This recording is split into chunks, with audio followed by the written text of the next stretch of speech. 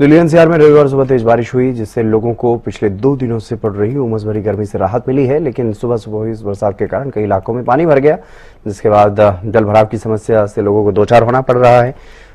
कई इलाकों में, दिल्ली में भी कई इलाकों में तेज बरसात हुई है। हरियाणा में भी कई जिलों में बारिश हुई है।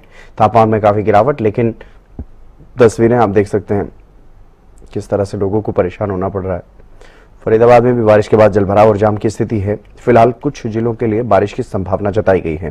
तस्वीरें देखिए अलग अलग जगहों की, दिल्ली, फरीदाबाद और बल्लभगढ़ की तस्वीरें हैं। किस तरह से जलभराव से लोगों को दो चार होना पड़ रहा है। वाहन चालक भी काफी परेशान नजर आ रहे हैं।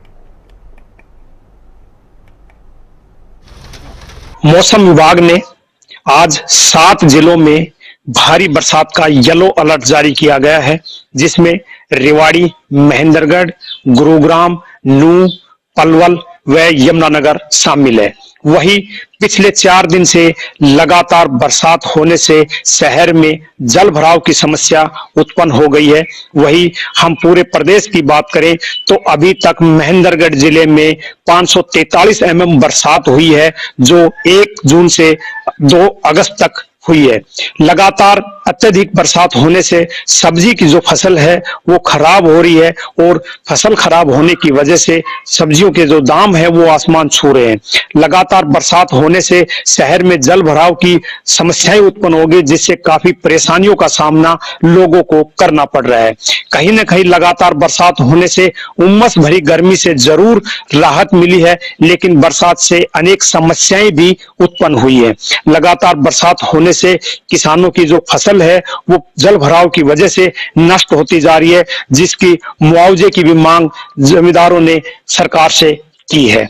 हरियाणा न्यूज के लिए कनीना से राजीव सुल्तानिया। फरीदाबाद में कल देर रात हुई बरसात के बाद जहां लोगों को एक तरफ चिलचिलाती गर्मी से राहत मिलती हुई नजर आ रही है, तो वहीं जो जल भराव की समस्या है उससे लोगों को एक बार फिर जूझना पड़ रहा है। इस समय मौजूद हैं बल्लभगढ़ के सेक्टर 3 में, और आप देख सकते हैं कि जो जल भराव की समस्या है यहाँ पे भी बनी हुई है।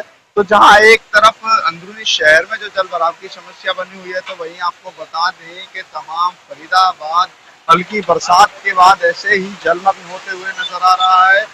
जहाँ शहर में अंदर इस तरीके से पानी भरा हुआ है, तो वहीं आपको बता दें फरीदाबाद से निकलते हुए नेशनल हाईवे 2 राष्ट्रीय राजमार्ग पर भी जल भराव की समस्या बन जाती है, और जो जाम की समस्या है वह भी काफी भीषण रूप ले लेती है। तो वहीं आपको बता दें कि पिछले कुछ दिनों से बरसात ना होने के कारण फरीदाबाद में गर्मी को सामना करना पड़ रहा था, जिसके कारण कहीं ना कहीं लोग काफी परेशान हो रहे थे। तो वहीं कल शाम से हो रही रिमझिम बरसात के बाद अब लोगों को गर्मी से राहत तो मिलती हुई नजर आ रही है, लेकिन अब दूसरी आफत जल भराव की उनके सामने खड़ी हो रही है। तो वहीं फिलहाल तापमान की बात की जाए तो लगभग तापमान 28 डिग्री बना हुआ है, और बरसात के बाद ठंडी हवाएं भी चल रही हैं, जिसके कारण अब लोग काफी खुश भी नजर आ रहे हैं मौसम को लेकर। तो वहीं अगर ग्रामीण क्षेत्र की बात की जाए तो फरीदाबाद में ग्रामीण क्षेत्र के लोग काफी खुश नजर आ रहे हैं, क्योंकि अभी रबी की फसल उन्होंने बोई हुई है, और बरसात कहीं ना कहीं उनके लिए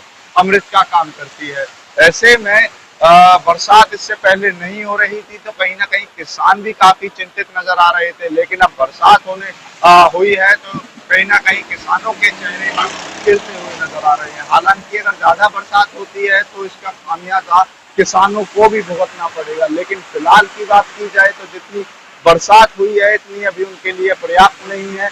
अभी से थोड़ी ज्यादा बरसात होनी चाहिए, जो खेतियों के लिए अच्छी होने वाली है। तो वहीं सब्जियों की फसल की बात की जाए तो कहीं ना कहीं हल्की बरसात भी उनके लिए काफी हानिकारक है, क्योंकि जो बरसात के कारण तमाम सब्जियां हैं वह खराब हो जाती हैं, जिसके कारण जो तमाम मंडियों में सब्जी है वह भी दिन प्रतिदिन महंगी होती जा रही है। अब शहरी क्षेत्र की बात की जाए तो जहाँ शहरी क्षेत्र में लोगों को जल भराव की मार से जूझना पड़ रहा है, तो वहीं अब महंगाई की मार से भी उन्हें लगातार जूझना पड़ रहा है, क्योंकि सब्जी जो है लगातार बरसात के कारण महंगी होती जा रही है।